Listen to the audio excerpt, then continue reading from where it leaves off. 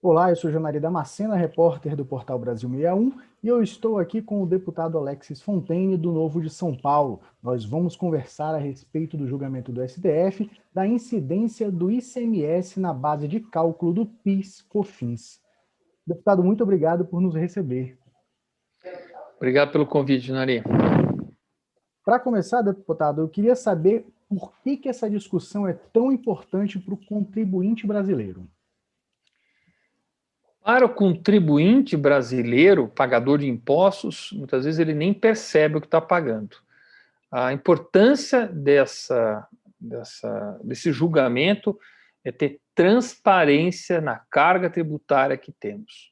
Quando o governo vai colocando um imposto na base de outro, compondo os impostos, a gente vai jogando uma cortina de fumaça na transparência do sistema tributário brasileiro, fazendo com que o brasileiro pague impostos de forma alienada, sem ter a menor noção do que tem de carga tributária dentro de um bem ou de um serviço que ele está comprando.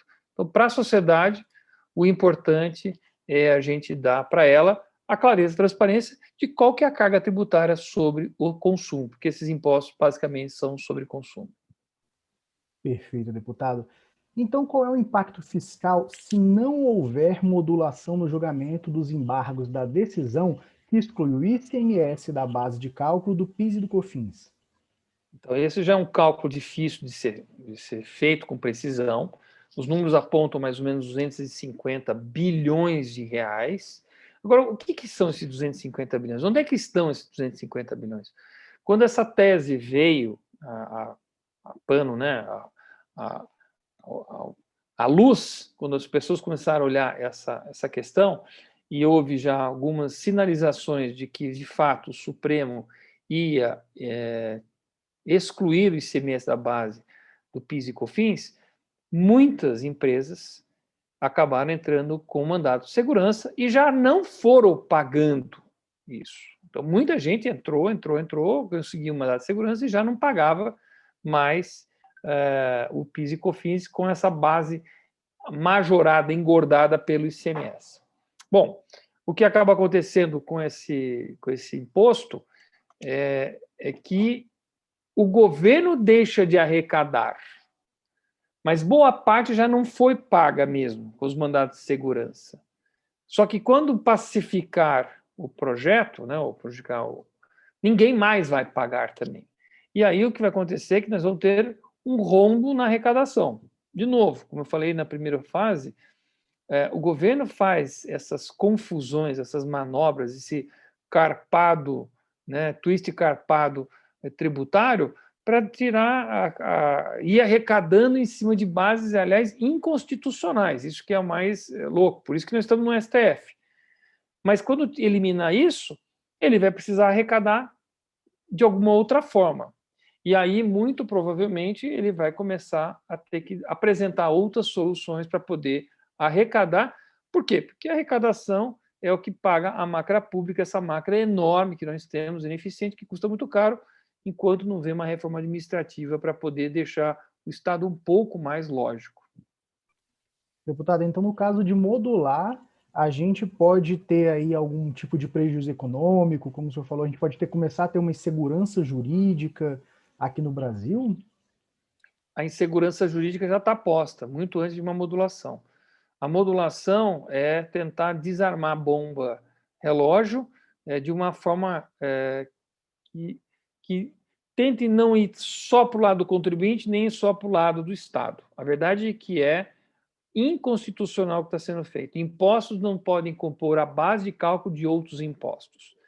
E vou falar uma coisa, tem teoria, chamamos de teorias filhote, né? Ou tese filhote que parte disso, que é o ISS na base do PIS e COFINS, que é uma outra coisa mais interessante ainda, é o PIS e COFINS na base do PIS e COFINS, porque quando você calcula por dentro, você acaba usando a própria base para cálculo da base. Tudo isso é ilegal, mas é praticado, acontece isso com o ICMS.